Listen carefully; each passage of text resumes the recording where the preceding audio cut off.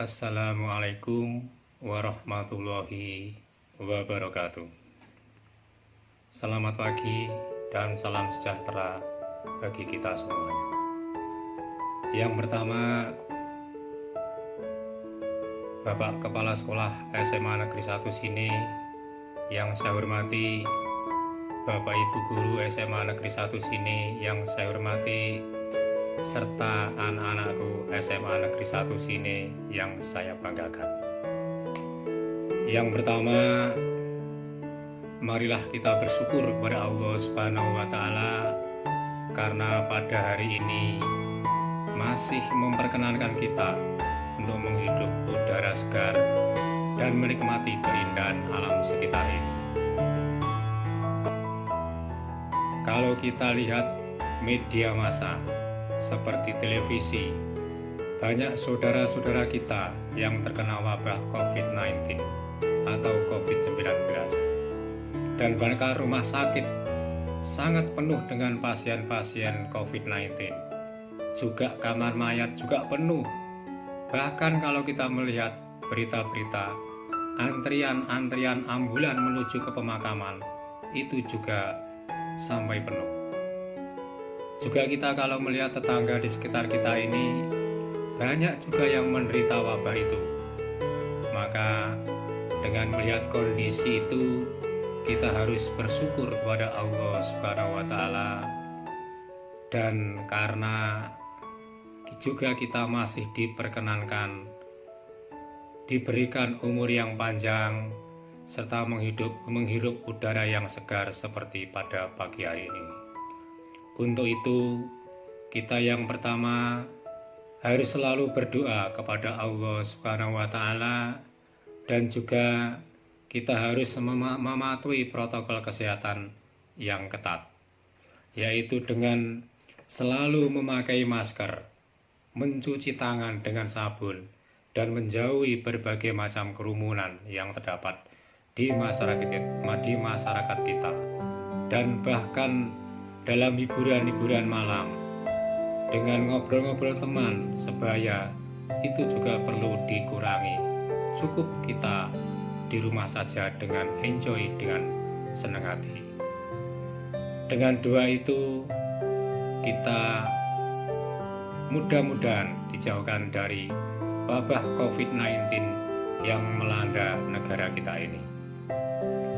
Dan yang kedua, saya ucapkan selamat bagi adik-adik untuk menempuh pendidikan yang baru, pendidikan yang lebih tinggi, yaitu di SMA Negeri 1 Sini yang tercinta ini. Secara otomatis setingkat sekolah kita menjadi lebih maju, yaitu dari tingkat SMP menuju ke tingkat SMA yang seperti ini. Yang perlu diwaspadai dengan bertambahnya usia dan lebih tingginya pendidikan ini, terjadi suatu bentuk pertumbuhan dan perkembangan yang lebih hebat dan signifikan pada diri seorang siswa, terutama pada usia-usia di antara 16 tahun sampai dengan 20 tahun. Bagi yang wanita, tumbuh menjadi seorang wanita yang sebenarnya. Dan bagi laki-laki, juga tumbuh menjadi laki-laki yang sebenarnya. Dan kesemuanya itu ditandai dengan perubahan-perubahan bentuk tubuh, perubahan-perubahan perilaku, sikap, dan lain sebagainya. Tak lupa itu semua disebabkan oleh semakin mantapnya pertumbuhan hormon di dalam tubuh kita, baik hormon pertumbuhan ataupun hormon reproduksi yang terdapat di dalam tubuh kita ini. Sehingga dengan pengaruh hormon pertumbuhan dan hormon reproduksi yang seperti ini, sehingga dapat menyebabkan perubahan perilaku menjadi lebih pemberani, dan biasanya belum memikir bagaimana tentang tanggung jawabnya itu. Apalagi dalam kita berkolaborasi, bersosialisasi dengan masyarakat dan teman-teman, baik teman sebaya ataupun teman-teman yang lebih tua ataupun dengan orang tua tentu akan menimbulkan dampak-dampak positif dan juga menimbulkan dampak-dampak negatif bagi kehidupan kita ini. Yang lebih jeleknya akan tumbuh dampak-dampak yang negatif, yaitu bentuk-bentuk perilaku menyimpang, bentuk-bentuk kenakalan remaja yang seperti ini banyak sekali kita lihat pada media-media televisi, pada sekitar kita dan pada teman-teman kita. Di antaranya adalah tawuran antar pelajar, minum-minuman keras, narkoba, seks bebas, dan lain sebagainya. Apalagi pada saat yang seperti ini, pada saat yang maju seperti ini, akan didukung dengan perkembangan teknologi informasi dan komputer atau yang disebut dengan TIK. Telah memahami kemajuan yang sangat pesat, utamanya setelah ditemukan salah satu teknologi yang sangat berdampak dan berpengaruh pada saat ini, yaitu teknologi yang menghubungkan antara komputer dengan network pada internet kita. Namun demikian, berbagai kemajuan tersebut ternyata diikuti pula dengan perkembangan isi dan teknologi, yaitu dengan kejahatan-kejahatan narkotika yang disebut dengan cybercrime. Marilah anak-anakku sekalian, siswa baru SMA Negeri yang satu sini yang saya banggakan, pada kesempatan yang baik ini, sesuai dengan jadwal pengenalan sekolah lingkungan sekolah kita, yaitu apa yang disebut dengan NAPSA dan cybercrime. Marilah kita pelajari sedikit demi sedikit, mudah-mudahan akan bisa membawa kita untuk menuju kehidupan dan perilaku yang lebih baik, yang lebih bermanfaat bagi keluarga kita, bagi masyarakat, dan juga bagi negara kita. Baiklah, kita bahas sedikit demi sedikit. Penyalahgunaan narkotika dan prekursor narkotika atau zat-zat kimia sebagai pembentuk narkotika dewasa ini dirasakan sudah sangat mengkhawatirkan, sehingga adik-adik sekalian perlu menjalin sebuah komunikasi orang tua dengan baik, komunikasi dengan masyarakat, dan juga komunikasi dengan teman-teman sebaya untuk menjadi lebih baik dan lebih positif. Karena pada para pengedar narkotika tidak kekurangan akal dalam mencari mangsanya melalui cara untuk mempengaruhi anak-anak pada usia seperti Anda, usia-usia pertumbuhan di antara usia 16 sampai dengan 20 tahun, yaitu pada tingkat SMA. Yaitu dengan cara pemberian permen misalnya, atau pemberian zat aditif yang terdapat pada pulpen akan menyebabkan dan membahayakan bagi anak-anak kita, bagi pribadi kita terutama untuk perkembangan fisik dan psikis menuju ke masa depan yang lebih cerah. Apalagi pada dewasa yang seperti ini ditandai dengan tumbuhnya media massa, tumbuhnya media maya yang seperti ini, seperti internet, seperti WA, seperti Facebook, YouTube, dan lain sebagainya, yang itu tidak akan bisa kita hindari, karena itu sudah merupakan tuntutan zaman. Kalau kita tidak mengikuti seperti itu, maka kita akan ketinggalan. Tetapi kalau kita mengikuti seperti itu, marilah kita filter, kita bentengi tubuh kita, pribadi kita dengan agama yang kuat, dengan pribadi yang tulus dan ikhlas pada orang tua, masyarakat, dan negara. Karena dari faktor sosial budaya yang menyebabkan penyalahguna narkotika dan prekursor narkotika, adanya hubungan yang kurang dekat atau kurang komunikasinya menyebabkan anak mencari pengganti atau substitusi dan kompensasi dalam teman sekelompok sebaya, di mana anak mulai berkenalan dengan narkotika dan prekursor narkotika. Perlu diketahui pada hari ini anak-anak sekalian, yang namanya narkotika atau nafsa, atau lebih luasnya yang disebut dengan nafsa, yaitu narkotika, psikotropika, dan zat aditif.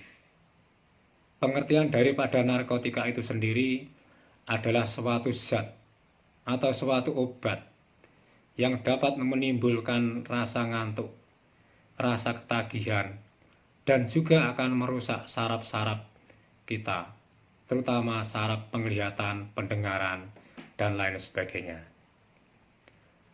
Dari faktor lingkungan yang lain misalnya, adanya pengaruh iklan atau promosi melalui media massa, yaitu promosi obat, iklan obat yang berlebihan dan akan membentuk jaringan narkotika yang baru, yaitu beranggapan rasa sakit segera dapat disembuhkan dengan cara penggunaan obat-obatan dan menjadi salah satu faktor penyebab masalah narkotika dan prekursor narkotika pada dewasa ini. Karena pada saat ini pergaulan antar remaja, pergaulan di sekolah, pergaulan di lingkungan masyarakat itu sangat menuntut kita, sangat menuntun kita untuk menuju pada dunia-dunia yang sangat menggiurkan, pada dunia-dunia yang sangat menyenangkan. Tetapi diri kita mampukah menghadapi situasi yang seperti ini? Karena dari faktor modernisasi, kondisi ini meningkatkan kecemasan dalam diri individu kita sendiri, dalam diri kita sendiri. Itu akan menjadi rasa lebih cemas dan akan menjadi rasa lebih tidak enak. Kemana arah kemajuan kita, kemana arah masa depan kita, itu sulit untuk ditentukan. Karena tuntutan akan prestasi dan perubahan-perubahan sosial budaya dan ekonomi sebagai konsekuensi modernisasi, perkembangan zaman, perkembangan dunia dianggap sebagai faktor yang sangat penting yang menyebabkan faktor stres sehingga menyalahgunakan narkotika dan prekursor narkotika ini. Semuanya itu pada akhirnya melemahkan ketahanan nasional, ketahanan anak-anak sebagai generasi penerus bangsa, akan merobohkan pergaulan kita di masyarakat dan juga akan merobohkan pergaulan kita di lingkungan sekolah. Faktor yang sangat memprihatinkan pada anak-anak sekalian adalah lebih dari 90% penyalahguna narkotika dan prekursor narkotika pada kelompok usia produktif, yaitu usia 15 sampai dengan 34 tahun. Dan bahkan 90% dari pemakai narkoba adalah kelompok pelajar, terutama pada tingkat SMP lebih sedikit, banyaknya pada tingkat SMA. Kalau kita sudah sampai di perguruan tinggi, mungkin filter bagi anak-anak itu masih bisa terbendung, bisa terbentengi dengan sikap kedewasaan yang lebih mantap. Tapi pada tingkat yang SMA seperti ini, masih cenderung perilaku kita cenderung labil, mudah sekali terombang-ambingkan oleh situasi dan kondisi yang berada di sekitar kita. Sesuatu yang menyenangkan, bisikan akan menyebabkan kita menjadi tertarik tanpa pikir panjang, apakah itu menuju kebaikan ataupun menuju kejelekan. Itulah dampak daripada sosialisasi yang terdapat pada masyarakat kita. Pada saat ini sekitar 50 15.000 penyalahguna narkotika dan prekursor narkotika adalah pada usia-usia yang seperti Anda, seperti adik-adik saat ini. Apalagi pada saat ini ada penyakit yang namanya penyakit MS, penyakit HIV yang sulit disembuhkan daripada dampak-dampak penggunaan narkotika, akhirnya akan menuju kepada seks bebas pada generasi muda dan generasi pelajar pada saat ini. Tanpa dia itu berpikir panjang bahwa dampak daripada narkotika yang seperti itu akan menyebabkan tubuh kita menjadi lebih rentan terhadap suatu penyakit, mudah terserang penyakit, dan lain sebagainya. Adik-adik SMA Negeri 1 sini yang saya banggakan.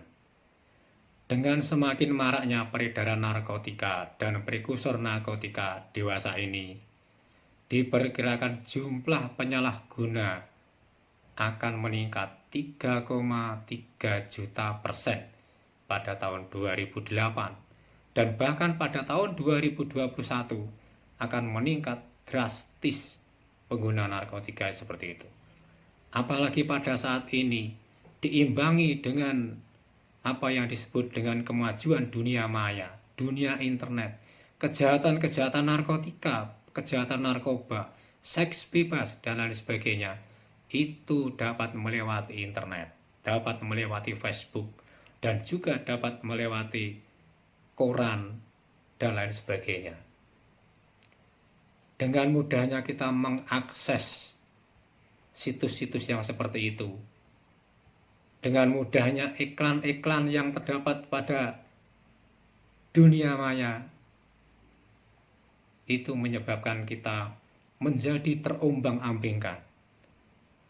Tentu saja itu tidak akan kita bisa membendung segitu saja semudahnya kalau kita tidak membentengi diri kita dengan pengetahuan-pengetahuan apapun yang terdapat dalam tubuh kita menjadi lebih dewasa, lebih berprinsip akan menuju kebaikan. Karena pada saat ini, sampai pada saat ini tahun 2021, untuk pendidikan narkotika dan seks bebas secara eksplisit belum bisa masuk pada kurikulum saat ini. Belum bisa diajarkan pada sekolah-sekolah melalui kurikulum yang secara formal. Hanya saja dititipkan pada misalnya pada pendidikan jasmani, pendidikan biologi, dan juga pendidikan psikologi perkembangan anak. Itu pun hanya sebagian kecil. Sebagian besar belum bisa tercover pada situ. Padahal itu merupakan suatu faktor yang sangat penting, yang perlu kita waspadai dan berdampak yang sangat besar pada diri anak-anak sekalian. Karena tumbuh kembang anak usia dini adalah suatu proses biopsikososial yang terjadi pada manusia sejak di dalam kandungan atau sejak pada usia 5 tahun. Pada usia tersebut, pertumbuhan sel-sel otak manusia berlangsung cepat hingga mencapai 70%. Periode ini disebut dengan periode emas yang harus dimanfaatkan secara optimal. Pada periode ini terjadi perkembangan fungsi otak dan tumbuhnya struktur badan untuk membangun kemampuan berinteraksi secara sosial dengan masyarakat dan lingkungannya. Pertumbuhan yang dimaksud adalah pertumbuhan ukuran dan jumlah sel pada jaringan, sehingga menyebabkan bertambahnya volume fisik tubuh secara keseluruhan yang dapat diukur dengan satuan panjang maupun berat. Sedangkan perkembangan adalah meningkatnya struktur dan fungsi panca indera yang semakin kompleks, mulai dari kemampuan gerak kasar, gerak halus, bicara, berbahasa, hingga mampu bersosialisasi, hidup secara mandiri pada diri sendiri. Pemerintah pun juga sudah mencanangkan aturan-aturan tersebut yang tertuang di dalam Undang-Undang RI Nomor 23 Tahun 2002 tentang perlindungan anak. Tumbuh kembang merupakan hak asasi anak, sehingga harus dipenuhi, dihargai, dan dilindungi baik oleh keluarga, masyarakat, pemerintah, kabupaten kota, pemerintah negara ataupun negara. Selain merupakan pemenuhan hak asasi anak, upaya tumbuh kembang anak merupakan investasi yang sangat menguntungkan bagi perkembangan sumber daya atau SDM, termasuk SDM kabupaten, SDM negara, dan bahkan kemajuan tingkat sekolah seperti pada SMA Negeri 1 sini. Anak mendapatkan intervensi tumbuh kembang yang optimal akan menjadi manusia yang berkualitas secara fisik, mental, emosional maupun secara spiritual. Anak akan mendapatkan perbaikan kesehatan dan gizi. Penggunaan nafsa akan berkurang. Angka kelulusan sekolah akan lebih tinggi. Tidak nikah di usia muda tergantung pada bantuan sosial yang berkurang, keterlibatan pada kejahatan berkurang, dan anak akan mendapat pekerjaan yang lebih baik hingga setelah lulus nanti. Antara lain dapat menjadi pembayar pajak bagi negara yang baik dan juga akan memajukan negara ini dengan baik. Karena kemajuan suatu negara ini tergantung pada generasi mudanya. Tidak lain adalah di pundak-pundak pada pena-pena Anda sekalian. Kalau generasi mudanya itu hancur, maka suatu negara jangan diharapkan kalau negara itu maju. Jangan diharapkan kalau negara itu mulai tumbuh baik. Maka kalau generasinya hancur pada saat ini, maka suatu negara nanti tunggulah pada saat-saat kehancurannya. Maka dari itu, anak-anak sekalian, mari kita bentengi diri kita. Kita bangun sinergi kita, hubungan kita dengan orang tua, dengan masyarakat, dan juga dengan sebaya. Anak-anakku, siswa baru SMA Negeri 1 sini yang kami banggakan. Nafsa atau narkotika, psikotropika, dan zat aditif itu bisa kita golongkan menjadi 3 golongan yang besar. Yang pertama yaitu yang dapat menyebabkan stimulan merangsang sistem saraf pusat. Yang kedua, apa itu yang dimaksud dengan depression, yaitu menekan sistem saraf pusat. Dan yang ketiga adalah halusinogen, mengacaukan sistem saraf pusat. Stimulan misalnya, dampak yang ditanggung terdapat dari zat stimulan tersebut adalah menimbulkan perasaan segar, bersemangat, tidak lelah, tidak lapar, rasa nikmat, bahagia, diorientasi mental, rasa cemas tinggi, mudah tersinggung, gugup, sulit tidur, mual-mual, merasa terus-menerus berkeringat dingin, dan juga menjadi hipertensi. Memang ada dampak positif dan juga dampak negatif penggunaan seperti itu. Memang yang namanya narkotika sebenarnya itu digunakan untuk bidang medis, bidang kedokteran, yaitu untuk mengobati seorang pasien yang menderita suatu penyakit, tetapi harus dengan dosis-dosis tertentu. Itu pun harus menggunakan resep dokter.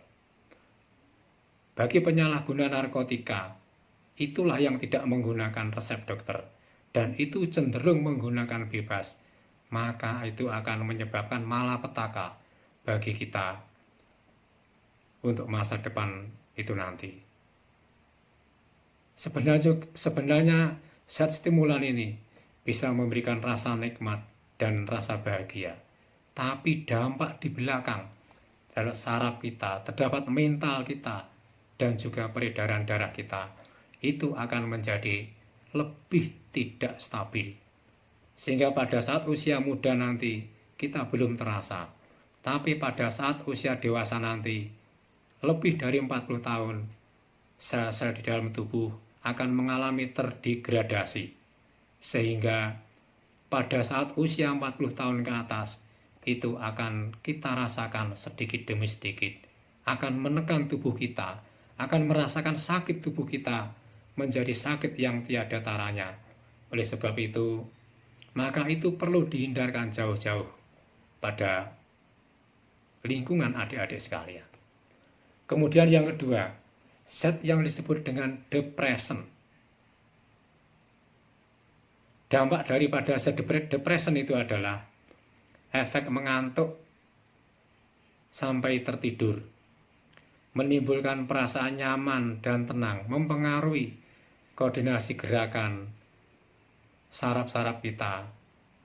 Sehingga kalau itu tidak terkontrol, justru saraf-saraf kita itu akan menjadi lebih parah, lebih sakit, lebih tidak terkoordinasi. Apalagi pada pelajar yang saat ini, banyak kita jumpai siswa-siswa yang sudah mengkonsumsi obat-obat seperti itu. Seandainya di kelas, dia pun juga tidak akan bisa konsentrasi belajar lebih giat, lebih optimal. Justru anak itu akan menimbulkan suatu sifat kecemasan, rasa ngantuk, rasa tidak percaya diri, dan juga tidak akan bisa konsentrasi pada pelajaran yang disampaikan oleh Bapak Ibu Guru. Adik-adik SMA Negeri 1 sini siswa baru yang saya hormati dan saya banggakan. Kemudian yang ketiga, yaitu zat yang dapat menimbulkan atau yang disebut dengan halusinogen atau menyebabkan halusinasi. Memang obat ini sangat sekali, banyak sekali macamnya, apalagi sudah beredar pada masyarakat. Itu akan menyebabkan halusinasi, akan menyebabkan daya khayal yang lebih tinggi, sehingga bagi penderita, bagi pengkonsumsi, dia akan berpikir lebih tinggi daya khayal yang berada di luar nalar kita. Itulah adik-adik sekalian, zat-zat narkotika bisa kita golongkan menjadi 3. Yang pertama, zat yang dapat menimbulkan stimulan. Yang kedua, zat yang dapat menimbulkan depression. Serta yang ketiga, zat yang dapat menimbulkan halusinogen. Dari ketiga itu adik-adik sekalian, perlu kita hindari sekalian. Perlu kita hindari semuanya. Karena kesemuanya itu akan menyebabkan hidup kita, masa depan kita akan menjadi lebih suram. Dan bahkan menentukan cita-cita kita akan menjadi lebih suram. Jadi apakah kita setelah tua nanti? Itu belum terpikirkan pada generasi muda yang seperti ini. Maka dari itu, adik-adik sekalian, sudah saya wanti-wanti sejak dini, sejak Anda masuk pada tingkat SMA kelas 10 dari siswa baru sebelum tatap muka ini. Perlu sekali saya tekankan, hindari jauh-jauh apa yang disebut dengan narkotika ataupun zat aditif ataupun zat-zat yang dapat dibuat narkotika. Itu perlu kita hindari jauh-jauh pada diri kita. Adik-adik SMA Negeri 1 sini yang saya banggakan dan saya hormati, karena saya menekankan untuk itu jauh-jauh dari apa yang disebut dengan narkoba, karena narkoba itu dapat berdampak jangka pendek, ataupun dapat berdampak jangka panjang bagi pengguna narkoba itu sendiri. Di antaranya adalah jangka pendek yang dapat menimpa diri kita sendiri. Yang pertama adalah perubahan nafsu makan. Bagi pengguna narkoba, biasanya lebih baik menggunakan narkoba daripada makan nasi. Sehingga kalau kita tidak makan, itu akan merusak tubuh kita, akan merusak pencernaan kita, apalagi dimasuki dengan zat yang seperti itu. Sehingga yang pertama adalah nafsu makan menjadi berkurang. Yang kedua adalah sulit tidur. Seketika mau tidur akan terhalusinasi, akan terbayang tentang sesuatu yang menyenangkan dengan mengkonsumsi obat yang seperti itu. Yang ketiga, yaitu detak jantung semakin meningkat, semakin lebih tinggi, yang akan memacu terbentuknya penyakit jantung. Kemudian yang keempat, berbicara tidak jelas. Karena apa? Karena sel-sel saraf sudah terkontaminasi. Sel-selnya sudah terbius dengan obat-obat yang seperti itu, sehingga daya hantar rangsangannya menjadi terhambat di tengah jalan. Kemudian yang berikutnya adalah kemampuan berpikir menjadi lemah, sehingga prestasi-prestasi pengguna narkoba biasanya akan jauh dari prestasi yang kita harapkan, jauh dari yang diharapkan oleh orang tuanya. Kemudian yang lebih bahaya lagi, hilangnya koordinasi saraf, sehingga antara gerak, antara penglihatan, antara bicara dan lain sebagainya sudah tidak terkoordinasi dengan baik. Itulah di antara dampak jangka pendek bagi pengguna narkoba. Tentu saja ada jangka pendek dan juga ada jangka panjangnya. Dampak daripada jangka panjangnya yang pertama, itu adalah masalah hubungan. Hubungan kita dengan keluarga, hubungan kita dengan masyarakat, hubungan kita dengan negara menjadi runyam, menjadi salah kaprah, menjadi tidak harmonis, sehingga kita cenderung berkelompok bagi pengguna narkoba itu sendiri. Kemudian buruknya akademis dan cita-cita menjadi gagal. Kemudian penurunan berat badan. Biasanya pengguna narkoba itu badannya tidak gemuk, tetapi kurus, kering, dan kelihatan tidak sehat. Dan yang lain lagi yang sangat tidak kalah pentingnya adalah akan menumbuhkan sifat brutal, sifat tidak terkendali, sehingga akan banyak menimbulkan kejahatan-kejahatan di lingkungan masyarakat kita. Banyak pencurian, banyak seks bebas, banyak penjambretan, perampokan, dan lain sebagainya. Itu diantaranya dampak-dampak dari penggunaan narkotika, baik itu dari jangka pendek maupun jangka panjang. Adik-adik sekalian, siswa baru SMA Negeri 1 sini yang saya hormati, setelah kita mempelajari paparan yang sekian panjang lebar tentang narkotika, maka renungkanlah diri Anda, bagaimana Anda bersikap, bagaimana tingkah Anda, perilaku Anda untuk menuju ke masa depan yang lebih baik. Sebagai solusi pada adik-adik sekalian, yang pertama, bagi yang beragama Islam, sholat 5 waktu, pergi ke masjid, semuanya diperbaiki, beribadah kepada Allah Subhanahu wa Ta'ala dengan tekun dan juga dengan baik.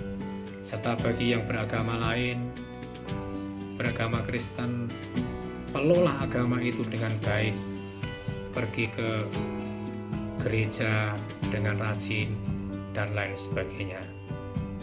Kemudian yang kedua, kita harus dapat meningkatkan hubungan kita dengan orang tua, komunikasi kita dengan orang tua, komunikasi kita dengan masyarakat, komunikasi kita dengan guru-guru, dengan sebaya.